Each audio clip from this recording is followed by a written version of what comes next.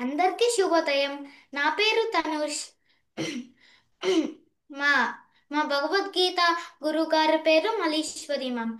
మా అమ్మ పేరు యశ్వంతి. మా నాన్న పేరు శివకృష్ణ. నేను ఈరోజు భగవద్గీతలో భగవద్గీతలో కర్మ సన్యాస యోగం చెప్పబోతున్నాను. ఓం శ్రీకృష్ణాయ పరమాత్మనే నమః.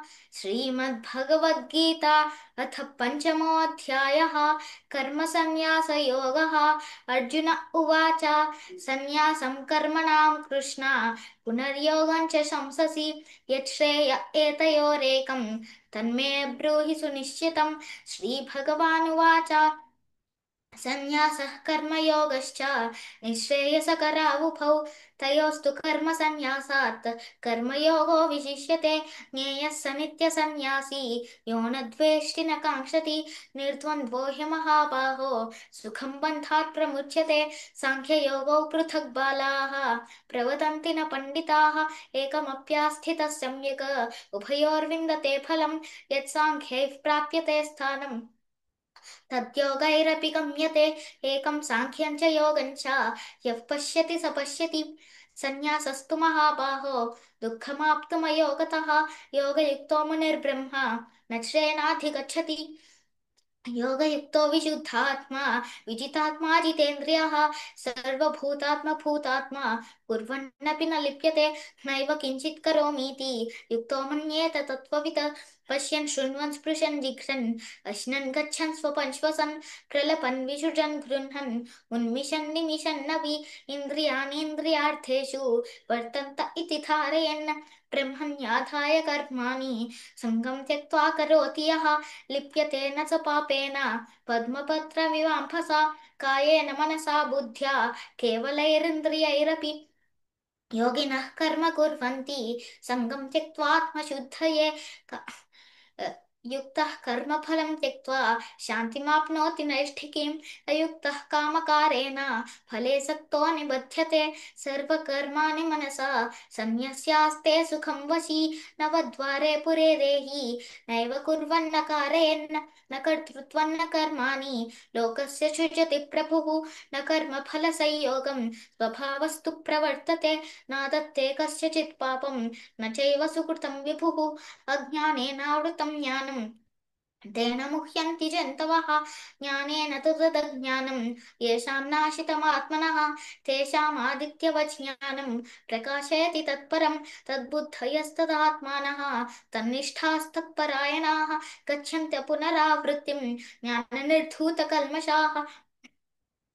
विद्या विनय संपन्ने ब्राह्मणे गविहस्तिनि शुनि चैव श्वपाके च पंडिताः समदर्शिनः. इहैव तैर्जितः सर्गः येषां साम्ये स्थितं मनः. निर्दोषं हि समं ब्रह्म तस्मात् ब्रह्मणि ते स्थिताः. न प्रहृष्ये प्रियं प्राप्य नोद्विजेत् प्राप्य च प्रियं. स्थिरबुद्धिरसम्मूढः ब्रह्मविद् ब्रह्मणि स्थितः. बाह्यस्पर्शेष्वसक्तात्मा विन्दत्यात्मनि यत्सुखम्.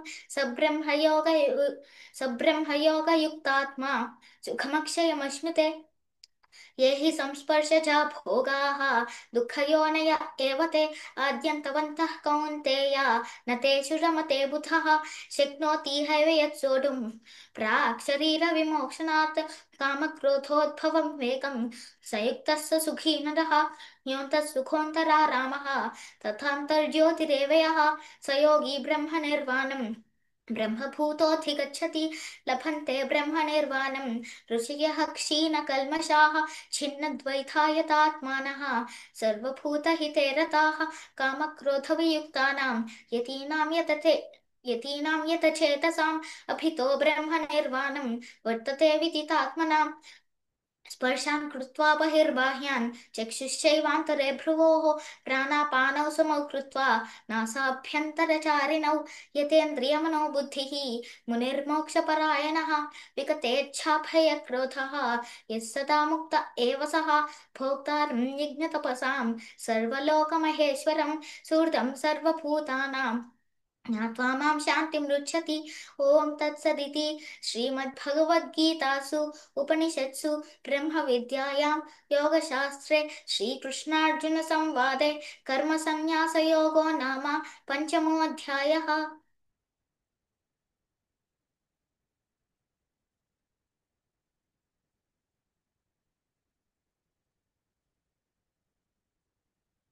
లో ఉన్నారు మల్లేశ్వర్ గారు.